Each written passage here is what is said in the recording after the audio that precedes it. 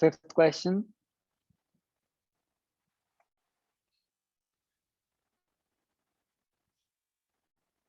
Fifth का answer गलत आ रहा है क्या बच्चों? Yes sir. क्या आ रहा है?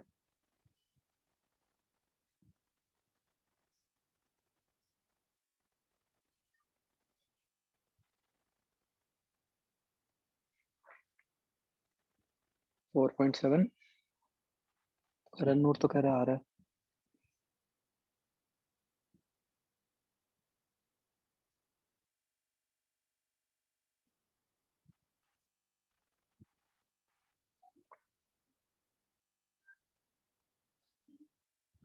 अच्छा, ये जो ऐसा है देखना कि 40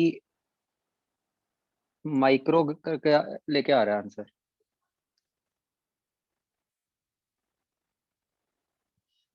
ठीक है,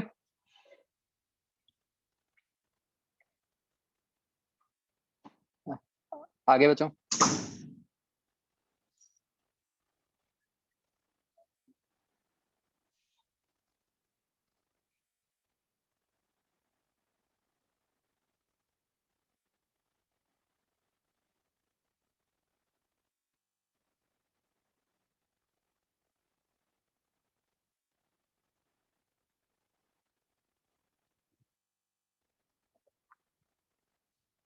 आगे बच्चों, जे पार्ट में है और क्या डाउट? सर वो उसमें माइक्रो लेके तो ज्यादा ही अजीब आ जाएगा आंसर।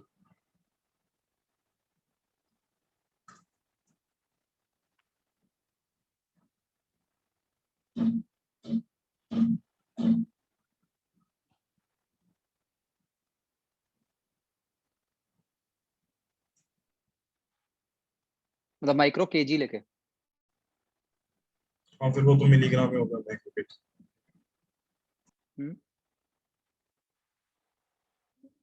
माइक्रो केजी तो फिर मिलीग्राम में नहीं बन गया? सर इसकी पावर तो ठीक आ रही थी, न्यूमेरिकल वैल्यू कुछ और आ रही थी।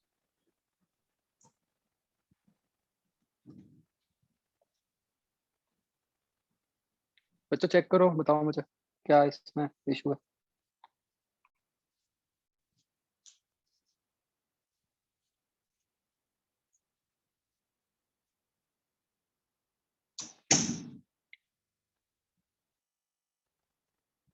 (40 × 10⁻⁶) लेके ठीक आ रहा है, इज इट?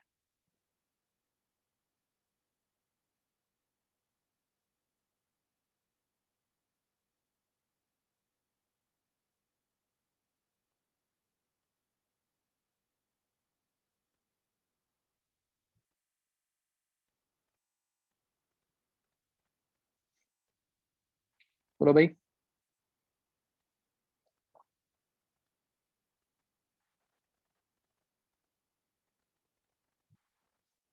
स्पीड तो चलो क्लियरली दिया ही हुआ है कि सेंटीमीटर पर सेकंड में।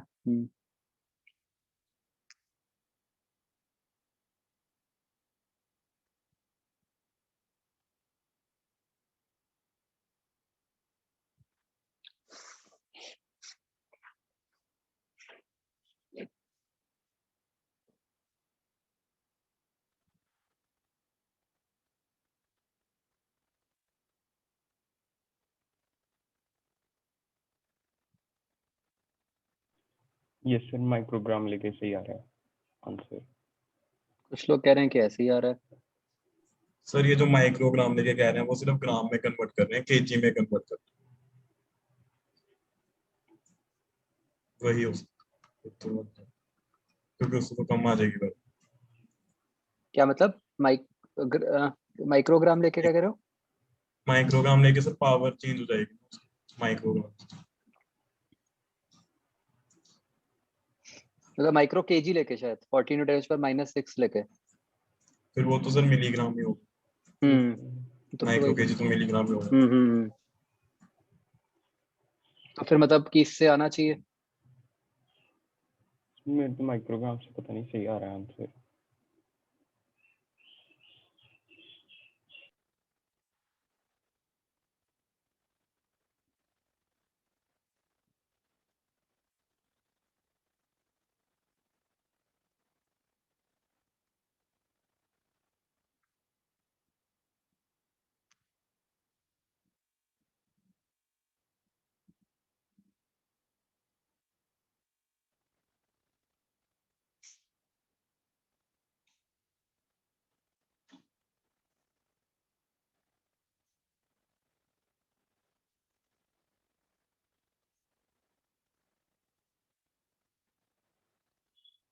ये इसको तो उसी में पुट करते हैं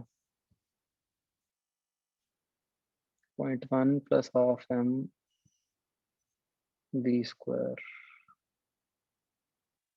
ये 0.5 बन गया 0.25।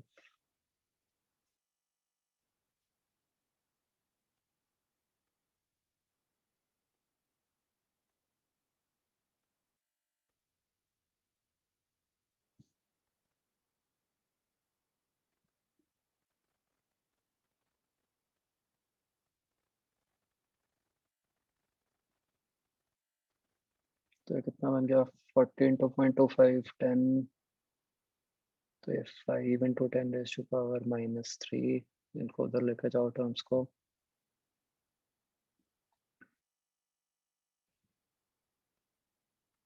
-45 इंटू 1/d -10,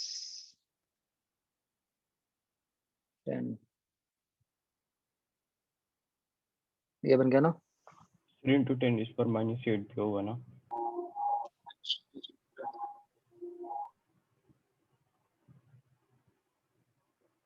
हाँ मतलब ये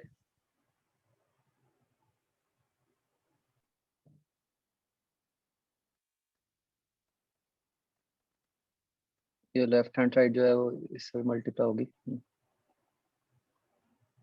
मतलब right hand side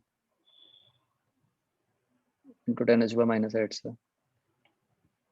yes sir, इस यही बन रहा था सर, इससे सही आ रहा है आंसर। मतलब उधर माइक्रोग्राम लेके, मतलब उधर लेफ्ट साइड पे। बोलो बच्चों। सर वहाँ पे 40 इंटू 10⁻⁻6 नहीं आएगा क्योंकि केजीज में कन्वर्ट करना है।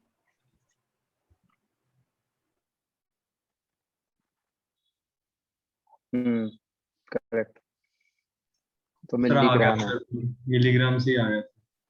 मैंने कैलकुलेशन एरर कर दी थी पिछली बार, आ रहा है मिलीग्राम से। अच्छा यहाँ -6 आएगा है ना।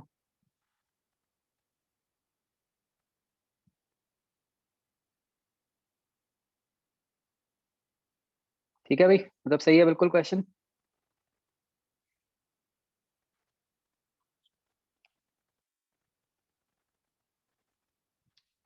आगे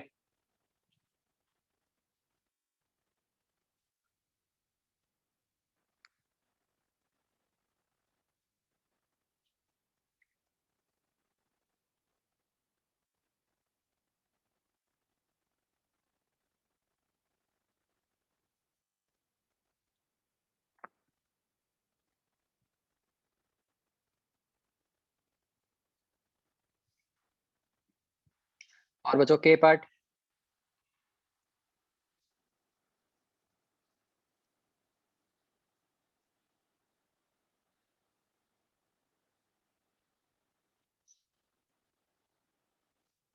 ठीक है जी, क्लियर बच्चों सबको।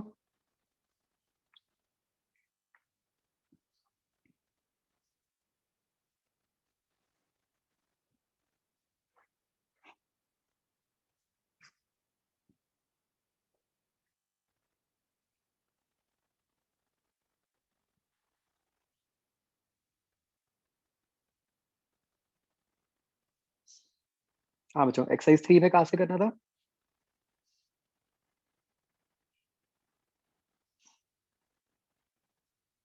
आई जे, आई पार्ट।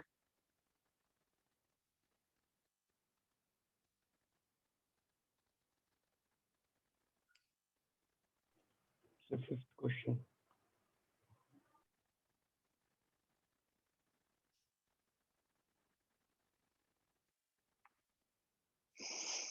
फोर्थ का बी बच्चों अभी नहीं समझ आएगा। फिलहाल के लिए आप ये मान सकते हो कि ये एनर्जी वहीं पे ही होती है जहां पे इलेक्ट्रिक फील्ड होती है। ठीक है, तो अंदर ऑब्वियसली फील्ड नहीं होती, तो इसलिए एनर्जी भी 0 हो गई। ठीक है, इसका एग्जैक्ट लॉजिक क्या है वो भी हम समझेंगे, आगे आएगा वो थोड़ा।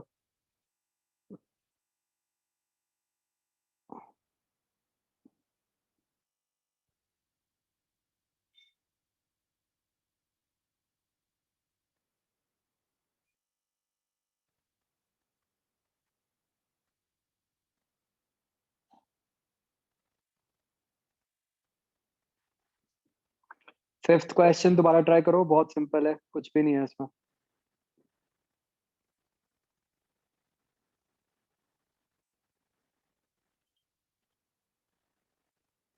Same as 2। Correct, second question ही है। आगे।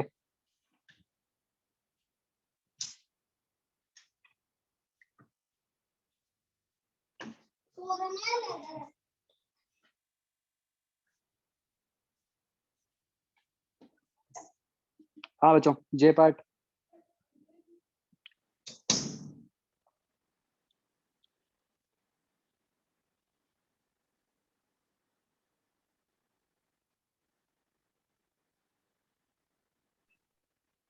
सर 5th क्वेश्चन के ए पार्ट में आंसर में मतलब 1/पाई की टर्म भी आएगी, वो लिखी नहीं हुई अच्छा है। अच्छा मुझे एक मिनट, जो फर्स्ट क्वेश्चन है इसमें आप ये तो समझ ही गए होगे कि सी से ए ला रहे हैं या बी से ए ला रहे हैं, उसमें कोई फर्क नहीं पड़ेगा। क्यों?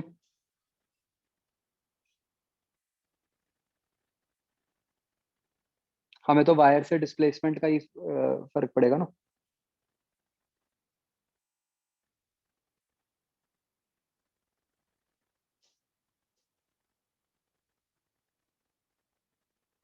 फिफ्थ क्वेश्चन में आप कह रहे हो ए पार्ट में आंसर में पाई आता है कहीं? 1/पाई की टर्म मिसिंग है। अच्छा ठीक है।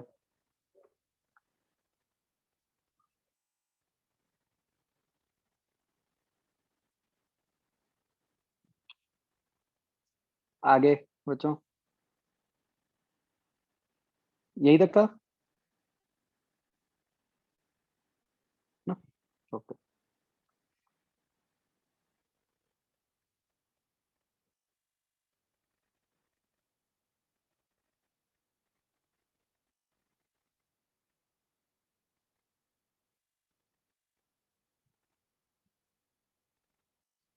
बच्चों वो जो हमने वो वाला केस लिखा था, field inside a solid sphere, उसको मतलब वो जो K Q R by R cube था, उसको हमने दूसरी फॉर्म में भी लिखा था, रो वाली फॉर्म में। क्या लिखवाया था मैंने?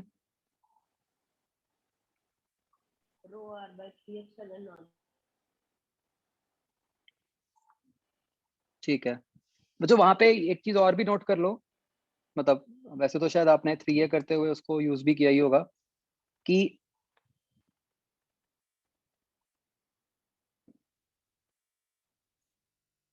मतलब जैसे सॉलिड अगर ये स्फीयर है, ये डिस्टेंस आर पे, तो ई वेक्टोरली ऐसे है ना,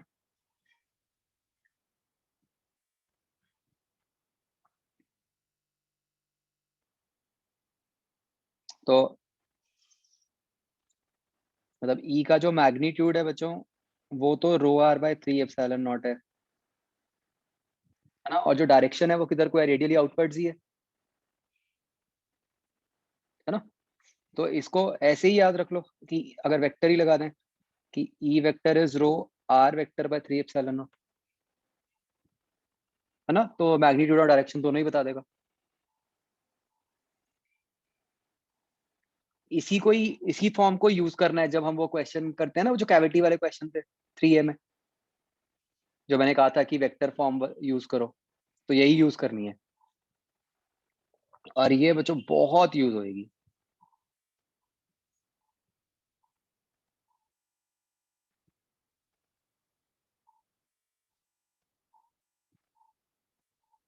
ठीक है, ओके, बढ़े जी आगे।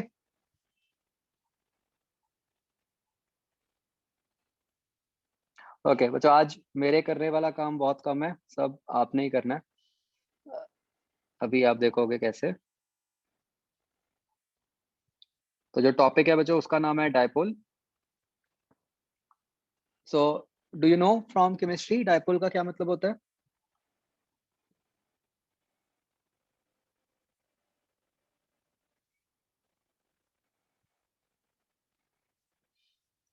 पढ़ा है बच्चों कहीं केमिस्ट्री में डायपोल? क्या होता है?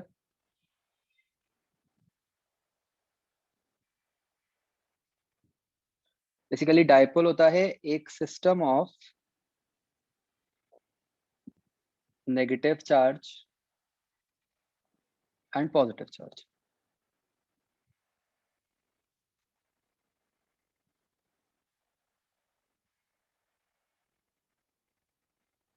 जिसके बीच में हम सेपरेशन को 2a बोल देते हैं, ठीक है?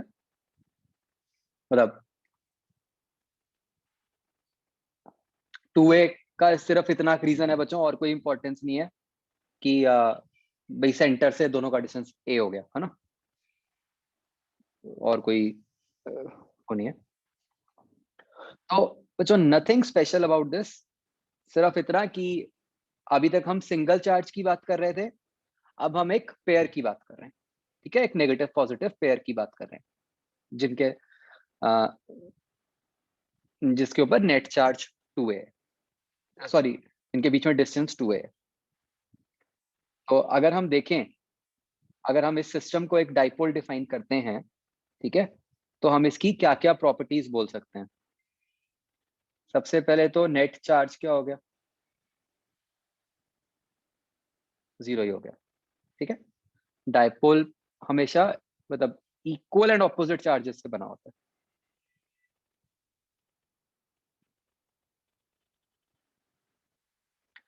दूसरा बच्चों, हम इसके लिए एक प्रॉपर्टी डिफाइन करते हैं जिसको हम बोलते हैं डाइपोल मोमेंट,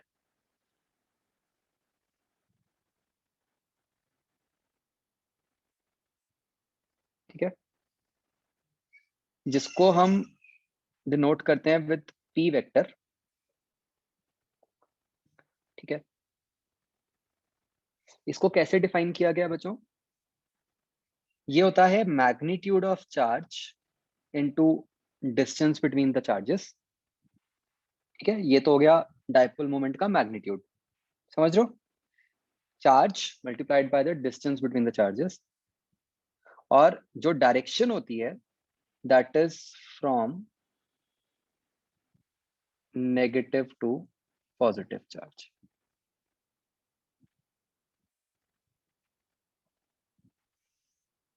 ठीक है? तो इस सिस्टम के लिए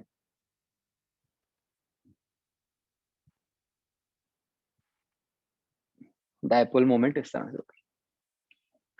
मतलब बच्चों आप देखोगे कि हम क्या किया करेंगे जनरली, कि हम डायपोल को हटाकर उसकी जगह बस सिंपल एक वेक्टर रख दिया करेंगे सेंटर पे, ठीक है? जिसका मैग्नीट्यूड p हो गया और जो डायरेक्शन है वो नेगेटिव से पॉजिटिव चार्ज पे, ठीक है? तो अब बच्चों एक बार बस ये समझ लेते हैं कि ये आया कहां से। ये बच्चों हमने बनाया है, ठीक है? हमने डायपोल मोमेंट क्वांटिटी बनाई है, वो इसलिए क्योंकि हमने देखा कि नेचर में ऐसी बहुत जगहें हैं जहां पे नेगेटिव और पॉजिटिव चार्जेस इकट्ठे ही एग्जिस्ट करते हैं, ठीक है? तो बिल्कुल जो हमने पढ़ा है अभी उसके हिसाब से हम सुपरपोजिशन लगा के सारा कुछ पढ़ सकते हैं कि नेगेटिव के लिए अलग से पढ़ लें, पॉजिटिव के लिए अलग से पढ़ लें, बट हमने कहा कि अगर बार बार आ ही रहा है तो क्यों ना उसको इकट्ठे लिख के ही उसकी कुछ प्रॉपर्टीज बना दें। तो बस उतनी की बात है, ठीक है? और कोई इसकी कोई अलग कोई प्रॉपर्टी नहीं है, कोई खासियत नहीं है। समझ गए बच्चों?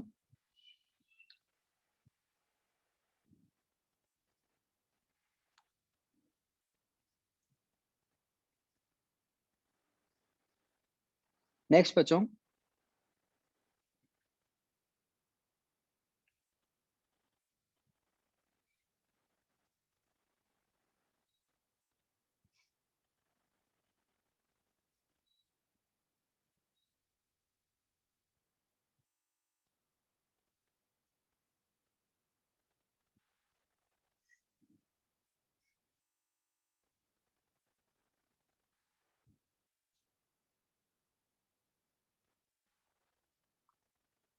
अच्छा मान लो ये आपका p वेक्टर है, ठीक है?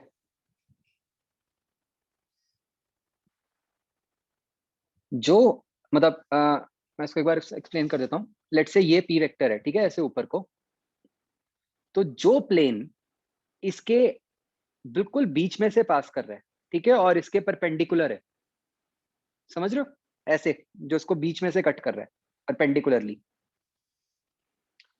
उसको हम कहते हैं एज इक्वेटोरियल प्लेन। ठीक है, just think of it this way, ये नॉर्थ पोल, ये साउथ पोल, और ये बीच वाला जो प्लेन है वो इक्वेटर बन गया। ठीक है, तो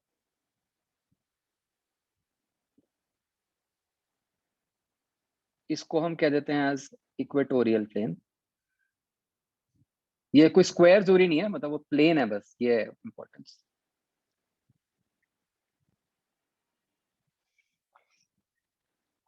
बच्चों मुझे सोच के बताओ इक्वेटोरियल प्लेन की क्या खासियत होगी। अगर मैं इक्वेटोरियल प्लेन में कोई भी पॉइंट लूं,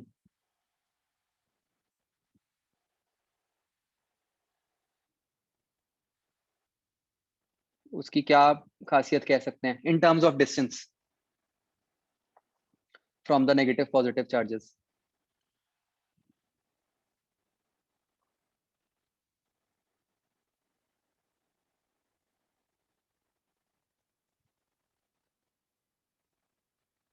डिस्टेंस इक्वल होगा ना बच्चों नेगेटिव और पॉजिटिव चार्ज से।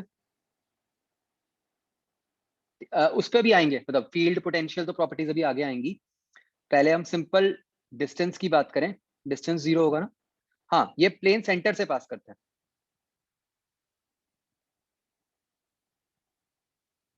ठीक है, तो इक्वेटोरियल प्लेन की खासियत ये हो गई कि every point is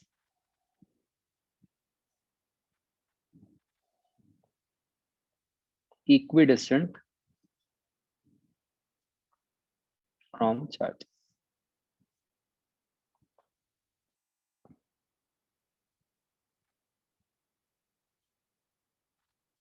ठीक है बच्चों,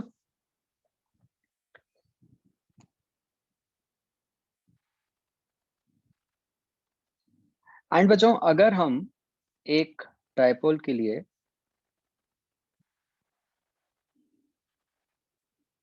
ये डायपोल है मेरा,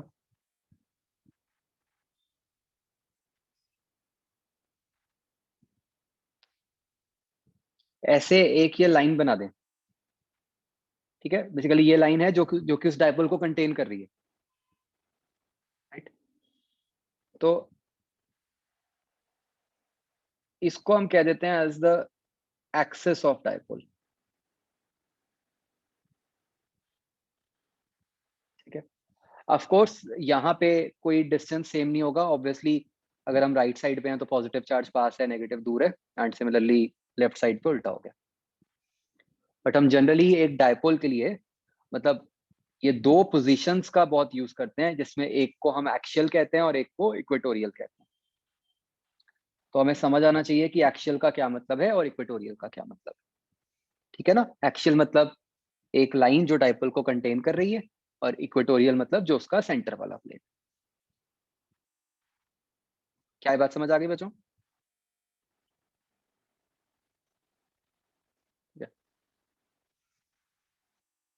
ओके, तो अब देखो हम इसको कैसे, अब हम डायपोल की प्रॉपर्टीज बनाते हैं।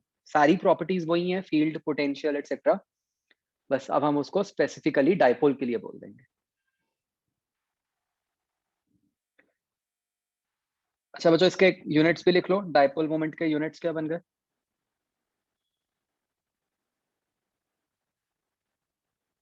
Coulomb metre, right.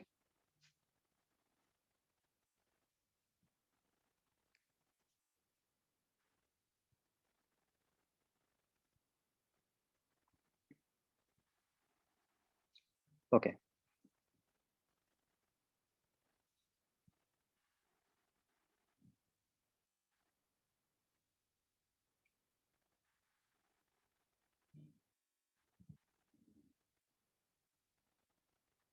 तो बच्चों सबसे पहले हम बात करते हैं field due to a dipole की। ठीक है, तो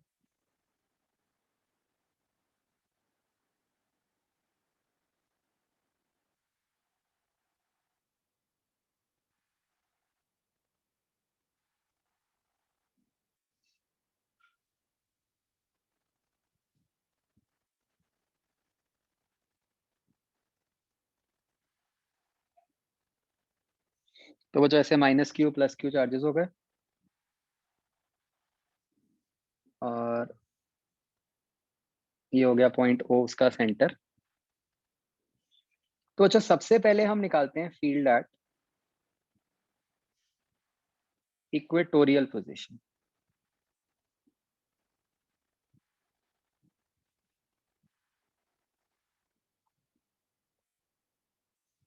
ठीक है, अगर मैं इक्वेटोरियल बच्चों स्पेसिफाई कर रहा हूं, तो इसका मतलब जो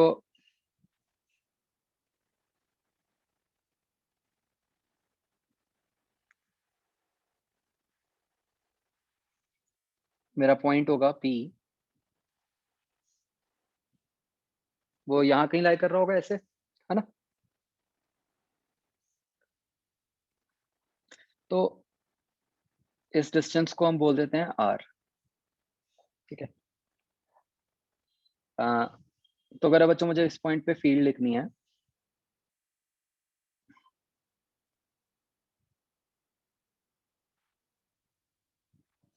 तो क्लियरली पॉजिटिव चार्ज के कारण जो फील्ड है वो हो गई away from it.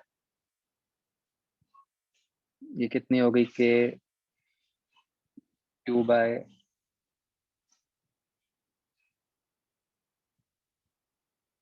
Are square plus A square, right.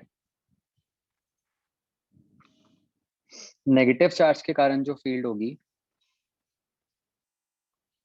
वो होगी टुवर्ड्स इट, सेम मैग्नीट्यूड।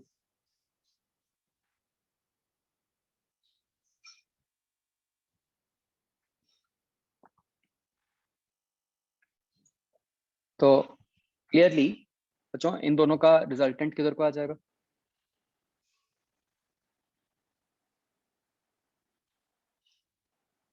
ऐसे नीचे को।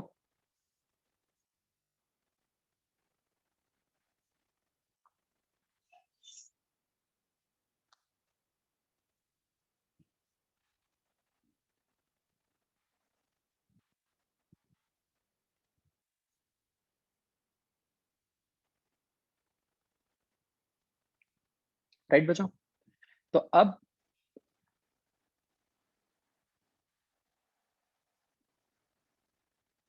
ये बच्चों ई का मैग्नीट्यूड क्या हो गया,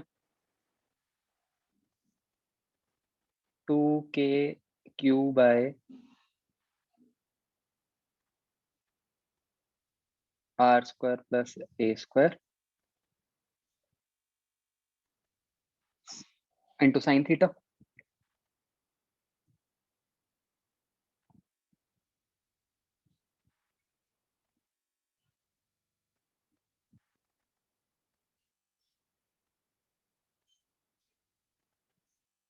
साइन थीटा की वैल्यू हम ट्राइंगल से देख सकते हैं,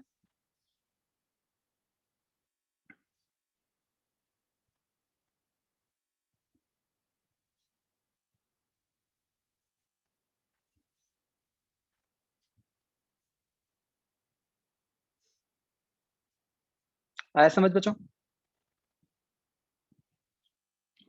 अब बच्चों क्या होता है, जनरली जो डिस्टेंस होता है जहां पे हम ऑब्जर्व कर रहे होते हैं, that is much larger compared to the distance between the charges. ठीक है, इसका मुझे लॉजिक बताओ क्यों होगा ऐसा। डाइपोल कहाँ होता है बच्चों केमिस्ट्री में, जैसे आप पढ़ते हो मॉलिक्यूल्स के बीच में, है ना, तो वहां तो डिस्टेंस बहुत कम होता है। अगर हम उसके कारण कहीं भी ऑब्जर्व करेंगे तो वो डिस्टेंस बहुत बड़ा होगा, राइट। तो ये एक बड़ी फेयर एक वैलिड सी अप्रोक्सीमेशन है। ठीक है, तो मतलब बच्चों डाइपोल वाले क्वेश्चंस में बहुत बार ये अलग से स्पेसिफाइड भी होता है, बहुत बार नहीं भी स्पेसिफाइड होता, हम मान के ही चलते हैं कि R is much larger than A. ठीक है, तो इससे ई क्या बन गया, देखो ध्यान से।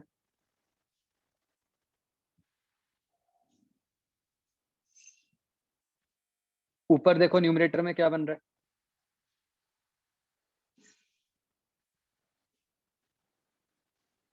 क्यू इंटू टू ए बन रहा है ना।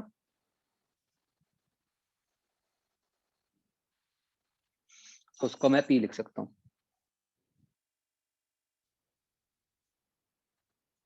तो ये निकल गया मैग्नीट्यूड। अच्छा, इसकी डायरेक्शन देखो जरा, ई की डायरेक्शन क्या बोले हम? करण नूर बताओ।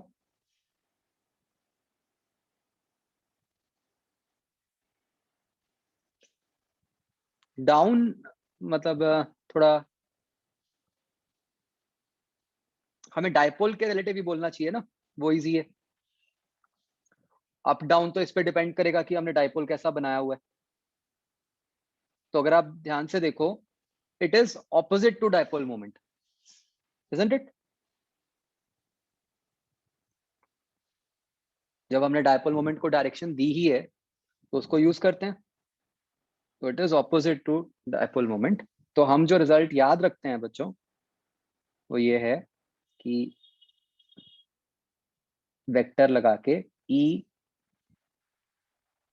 Equatorial is equal to minus K P by R Q.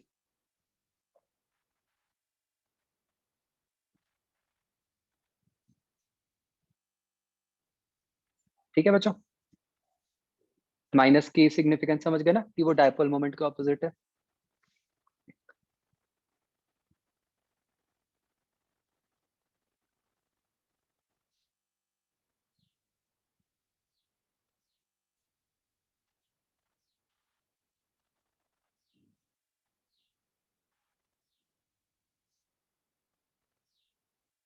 और बच्चा आप ये भी समझ गए होगे अब कि क्यों हमने डायपोल मोमेंट को एस पी इंटू ए डिफाइन किया, क्योंकि हमें दिख रहा है कि उससे क्या हो रहा है कि मतलब जो हमारा फॉर्मूला है वो पी की टर्म्स में कन्वर्ट हो जा रहा है, अलग से क्यू या डिस्टेंस को लिखने की जरूरत ही नहीं पड़ रही है ना।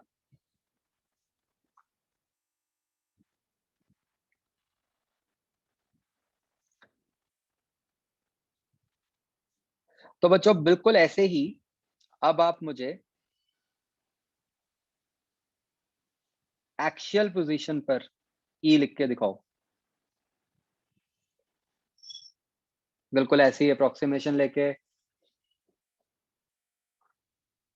फाइनली एंड तक वेक्टर रिजल्ट बनाओ।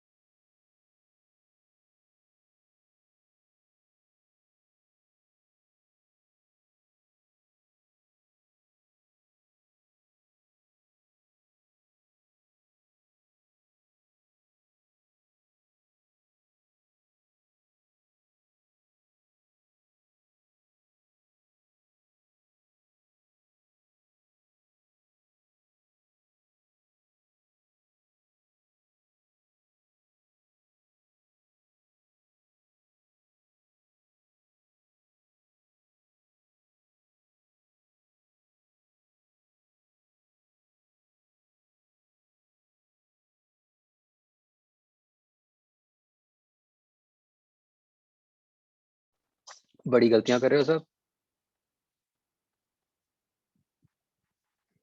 अभी तक सिर्फ एक अमितोष का ठीक है आंसर।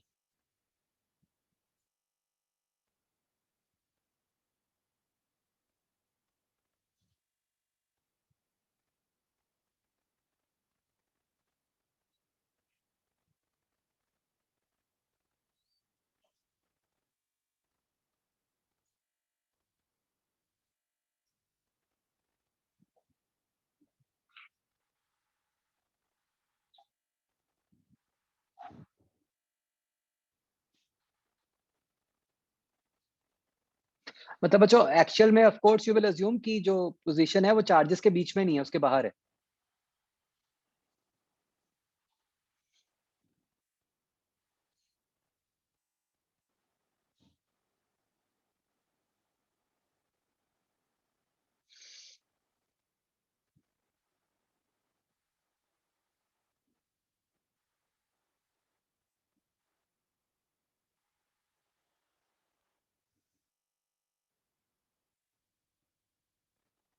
क्या चक्कर है भाई, किसी का भी ठीक नहीं हो रहा।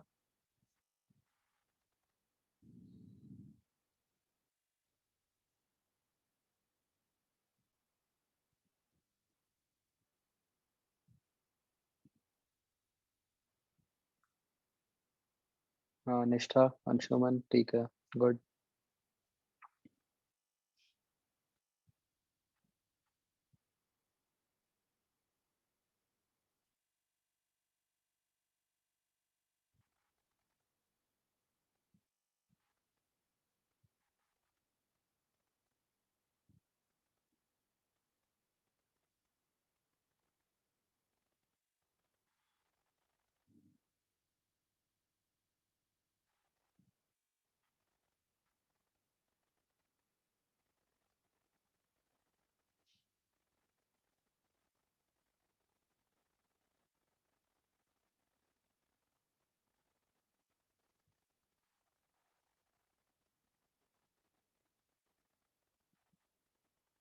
मनकीरत ठीक है।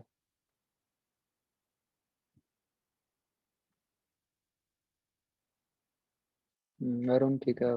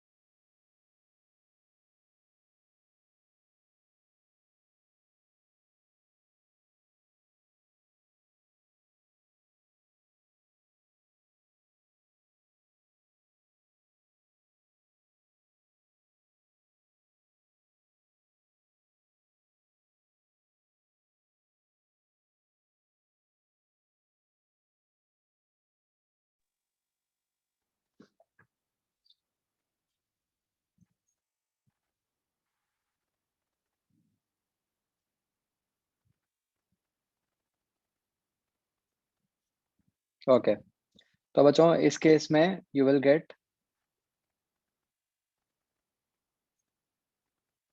G axial as 2 kp by r cube।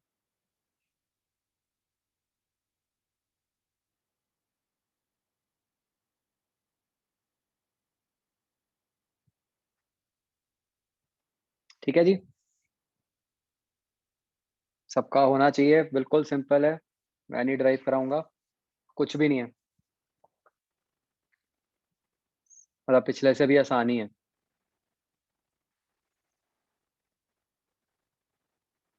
Okay okay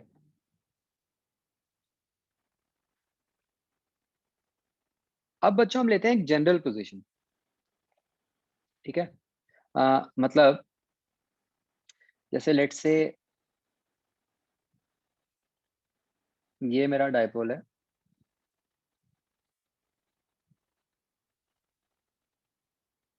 मैंने सेंटर से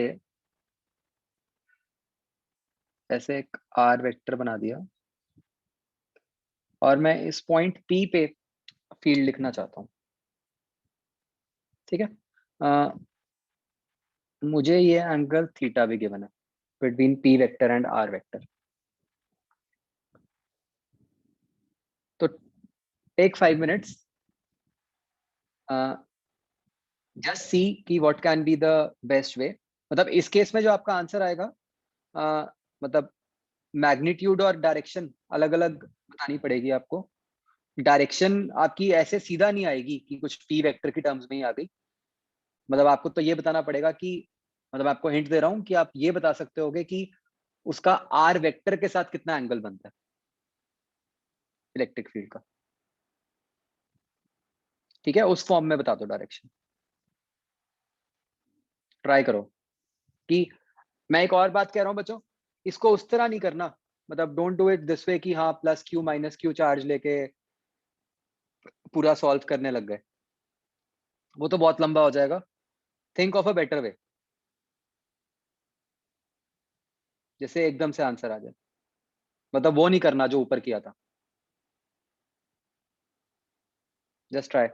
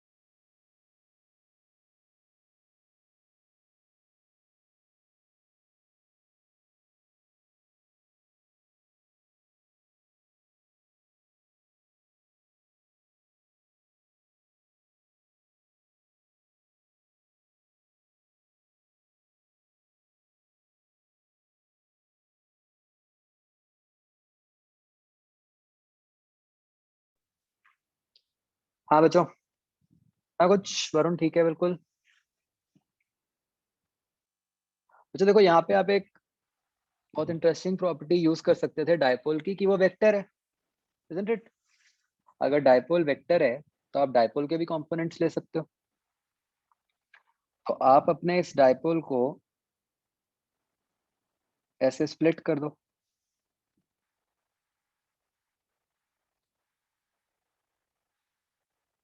एक डायपोल बन गया, एक सेकंड,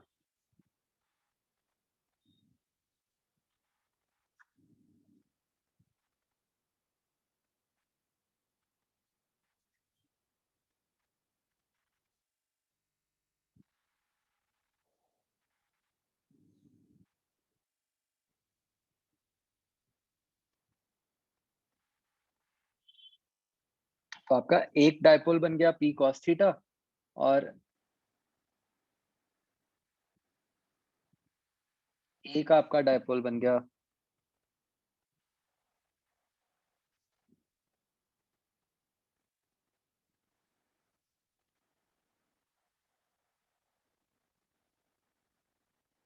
p sin थीटा।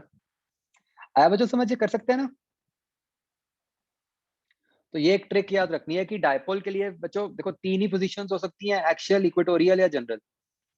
तो अगर कोई जनरल है तो उसमें हमेशा कीप इन माइंड कि आप कंपोनेंट्स ले सकते हो, ठीक है? तो अब भाई सीधी सी बात है, जो p cos थीटा वाला वेक्टर है उसके लिए तो पॉइंट p एक्सियल हो गया। तो उसके लिए जो इलेक्ट्रिक फील्ड है वो बन गई 2kp cos theta by r cube. और जो p sin थीटा वाला है उसके लिए इक्वेटोरियल बन गया, तो उसके ऑपोजिट बनेगी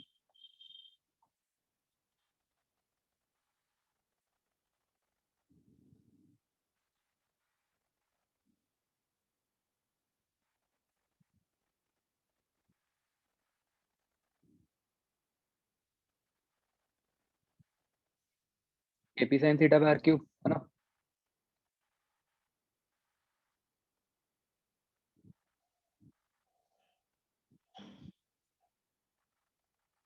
तो ये बन गया इसका रिजल्टेंट।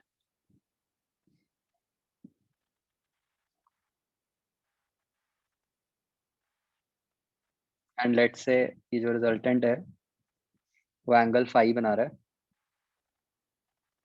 अच्छा ऐसे याद रखना है, मतलब फाई एंगल से तो आप फिर भी कंफ्यूज हो सकते थे ना कि एंटी क्लॉकवाइज बन रहा है या क्लॉकवाइज बन रहा है। तो ऐसे याद रखना है कि जिस सेंस में थीटा है उसी सेंस में फाई है, राइट? तो अब ये मैग्नीट्यूड और डायरेक्शंस क्या हो गए? ई का देखो आप, kp बाय r क्यूब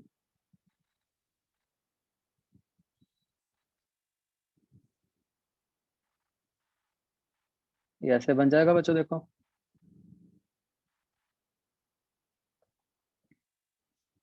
जब आप रिजल्टेंट लोगे।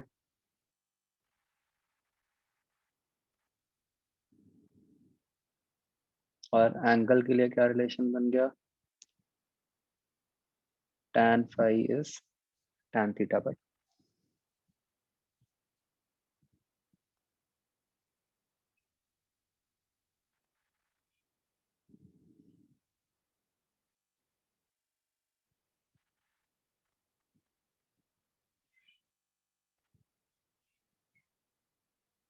समझ आ गया बच्चों सबको?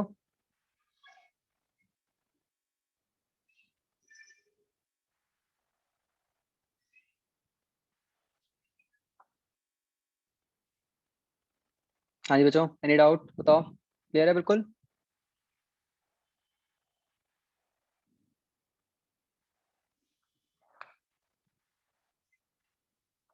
अगर दूसरी तरह करोगे तो बहुत लंबा हो जाएगा, अगर चार्जेस लेके डिस्टेंस लेके करने बैठ गए it will get very complex.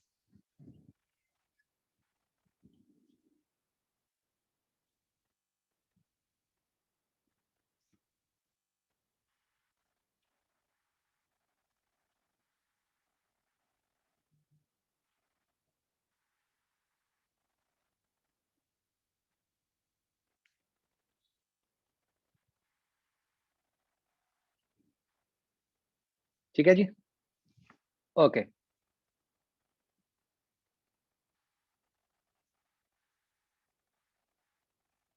अब बच्चों जैसे हमने ये फील्ड निकाल ली, बिल्कुल ऐसे ही अब we will talk about potential due to a dipole.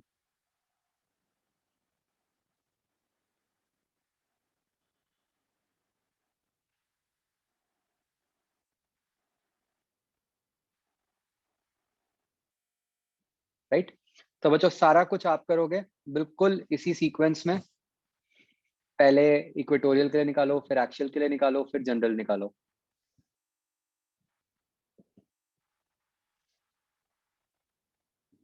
करो, अब तो सब पता है आपको क्या करना है।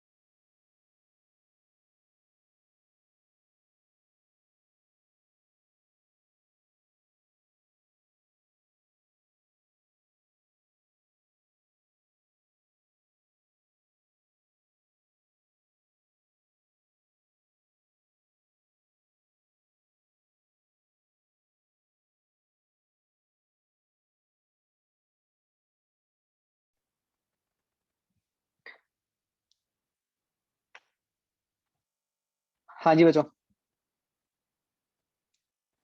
आई थिंक ये आसान है बहुत, है ना। सबसे पहले तो इक्वेटोरियल क्या आ जाता है?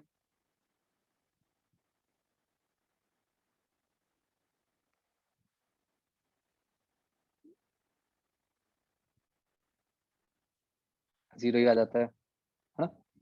एंड वो तो बहुत लॉजिकल है क्योंकि इक्वेटोरियल में प्लस और माइनस चार्ज दोनों से डिस्टेंस सेम है, isn't it? तो अगला फिर आता है एक्शियल।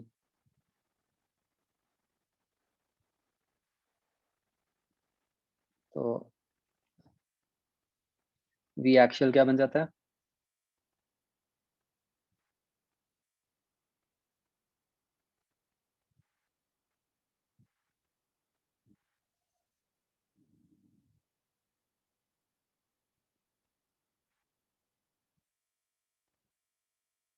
के पी बाय आर स्क्वायर। आ गया सबका? और जनरल क्या बन जाता है?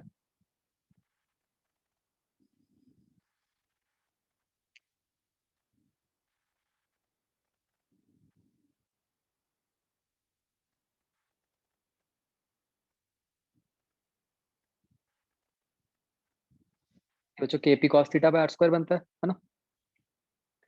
इसको बच्चों हम ना एक और फॉर्म में याद रखेंगे, उससे बहुत मतलब बेटर हो जाती है कि see of course I can multiply and divided by are.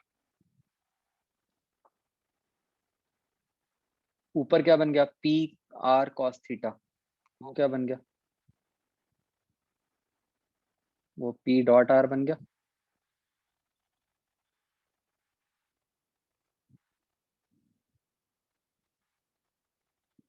Isn't it? तो ये बच्चों एक बहुत ही सिंपल सी फॉर्म बन जाती है और हम पोटेंशियल के लिए सिर्फ इस एक फॉर्मूला को ही याद रखते हैं क्योंकि ऑब्वियसली ये एक्चुअल इक्वेटोरियल सबको कवर करेगा। एक्चुअल के लिए थीटा एंगल 0 हो गया, इक्वेटोरियल के लिए 90 हो गया, एंड कुछ और होगा तो वो तो है ही है। आ गया समझ बच्चों?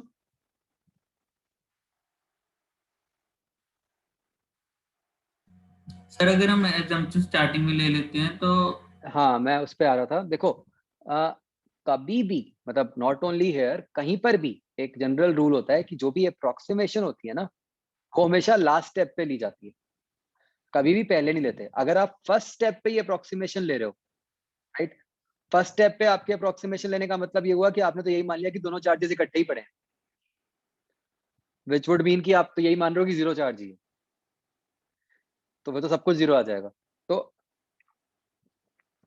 General rule, all subjects, all chapters, approximation is always taken at the last step, ठीक है, उससे पहले नहीं कभी भी।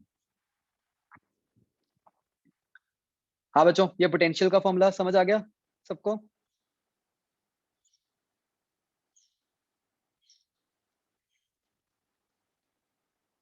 ठीक है जी। बच्चों नेक्स्ट पार्ट आता है कि अगर हम एक डायपोल को एक एक्सटर्नल फील्ड के अंदर प्लेस कर दें, ठीक है। अभी तो हमने ये पढ़ा कि उस डायपोल के खुद के कारण क्या फील्ड थी और क्या पोटेंशियल था। अच्छा बच्चों, आपने एक बात देखी है इंटरेस्टिंगली कि इस चैप्टर में हमने जो फॉर्मूलाज बनाए हैं, आर रेज टू पावर -3 वाला फॉर्मूला भी है हमारे पास, ये डायपोल में आ गया, है ना। आर रेज टू पावर -2 तो है ही है फोर्स और फील्ड का। आर रेज टू पावर -1 कहाँ आता है?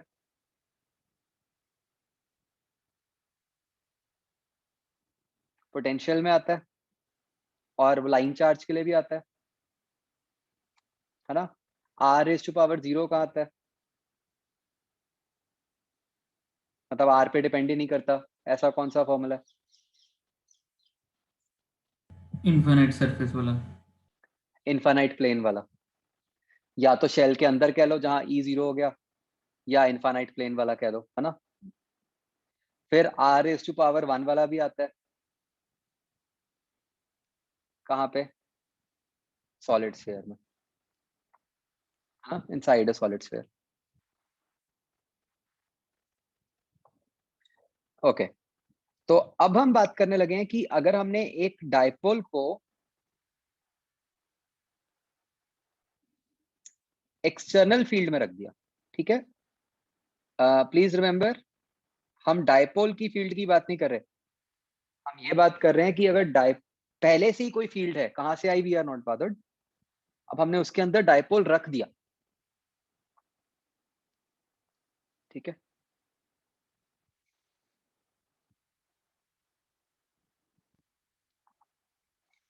तो जो इसमें हम अप्रोक्सीमेशन ये मानते हैं कि वो जो फील्ड है वो यूनिफॉर्म है, ठीक है जी। तो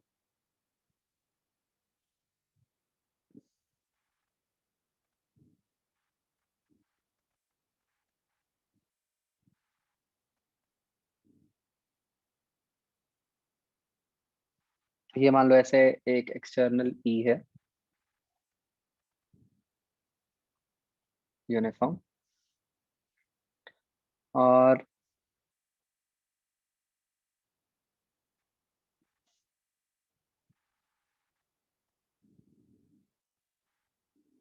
ये हमने इसके अंदर डायपोल रख दिया, ठीक है जी। तो हमें पता है कि इधर प्लस चार्ज हो गया, इधर माइनस चार्ज हो गया। बताओ बच्चों, पॉजिटिव चार्ज पे कितनी फोर्स लगेगी और किधर को,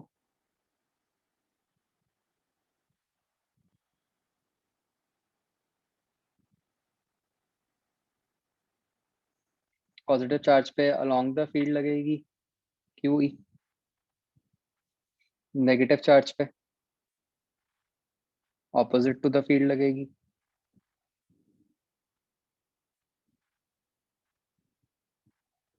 QE, है ना।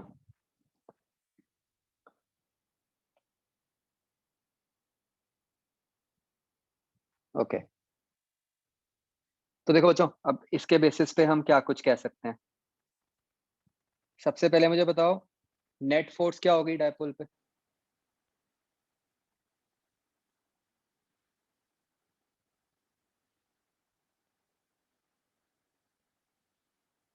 Zero, right. अब अगर हम ध्यान से देखें, ये पता चल रहा है आपको बच्चों कि डायपोल पे एक टॉर्क लगेगी, है ना। क्लियरली दिख रहा है कि फोर्सेस इस तरह से लगेंगी कि डायपोल जो है वो रोटेट करेगा, है ना।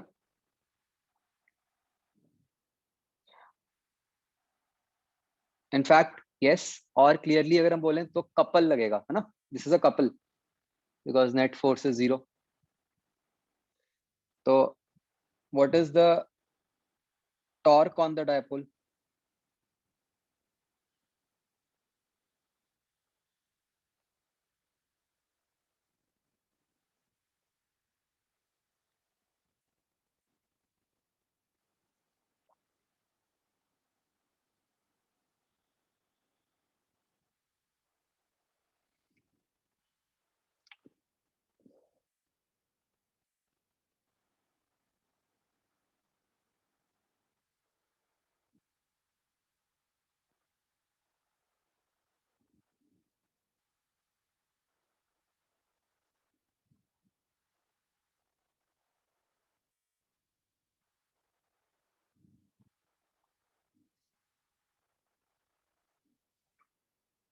तो जो टॉर्क के लिए हम किस में इंटरेस्टेड होंगे, we will be interested in the perpendicular distance between the forces, right. ये परपेंडिकुलर डिस्टेंस कितना हो गया, 2a sin थीटा, अगर हमारे को P और E के बीच में एंगल दिया हुआ है।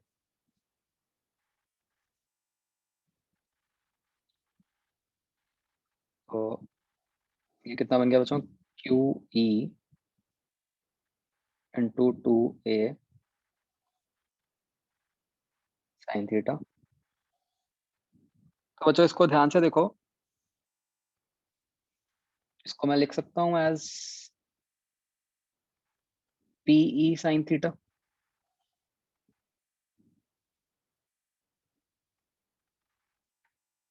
आप बच्चों एक बात देख रहे हो कि डायपोल के केस में जितने रिजल्ट्स हैं वो सारे के सारे डायपोल मोमेंट की फॉर्म में कन्वर्ट हो जाते हैं। कहीं पर भी हमें डायपोल के इंडिविजुअल चार्ज की टर्म्स में या डिस्टेंस की टर्म्स में नहीं रिजल्ट बनाना पड़ता ना।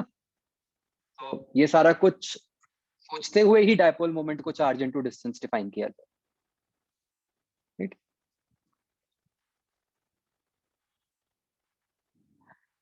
बच्चों ध्यान से मुझे सोच के बताओ, ये पी साइन थीटा को वेक्टर फॉर्म में किस तरह से कन्वर्ट किया जा सकता है?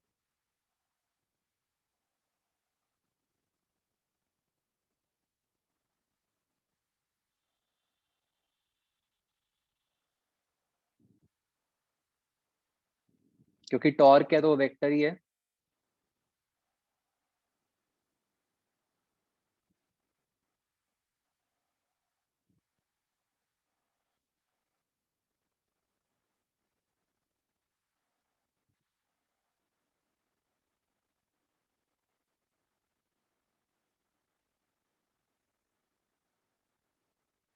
Yes.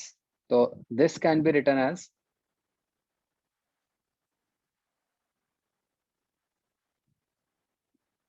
P cross. ये सबको समझ आ रहा है? Why P cross E, why not E cross P?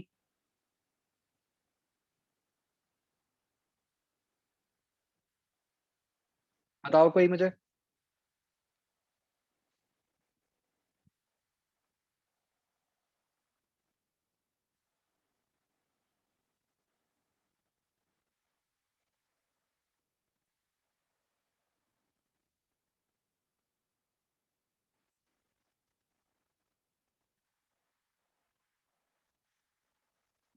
तो चलो, तो कैसे पता चलेगा? डायरेक्शन से।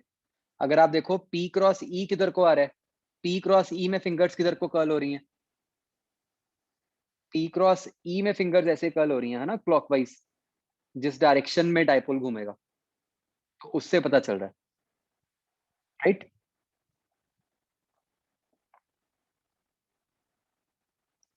तो बच्चों यहां से हम क्या समझ सकते हैं कि बेसिकली एक्सटर्नल फील्ड क्या कोशिश करती है?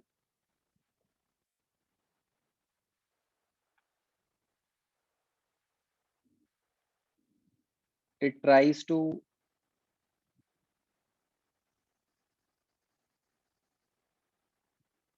align P with E.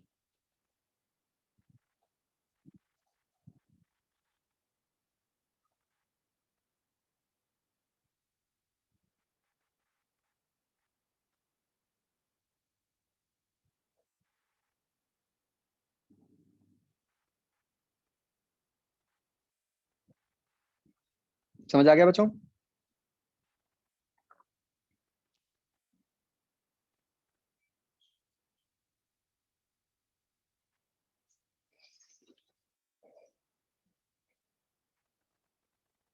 Okay. Next बच्चों जरा सोचो थोड़ा सा, डेफिनेशन यूज करके बताओ पोटेंशियल एनर्जी ऑफ डायपोल क्या होनी चाहिए?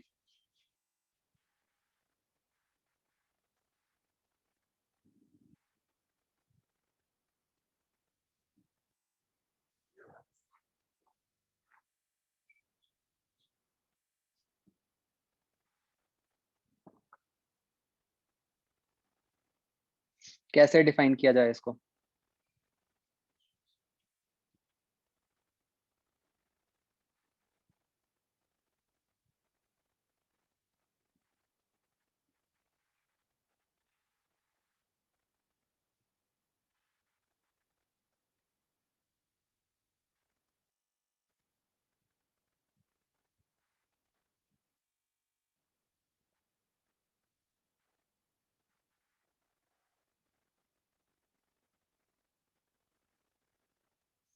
यस, सोचना तो ऐसी है कि इन्फिनिटी से हम प्लस क्यू और माइनस क्यू चार्जेस को यहाँ लेके आए हैं, है ना? तो उससे हम नेट वर्क डन किस तरह बना सकते होंगे? सोचो ध्यान से। है तो यही, डेफिनेशन तो यही होती है, तो उसके हिसाब से इन्फिनिटी से लेके आना है। तो क्या एक्सप्रेशन बन सकता है?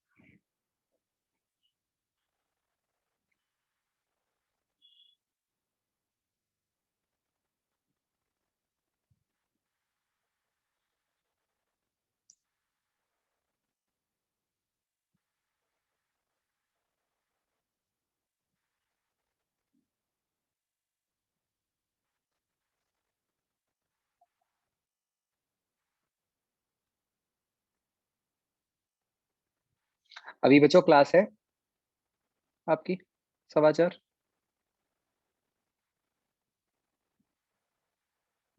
मेड वालों की तो है, अच्छा है, सबकी है।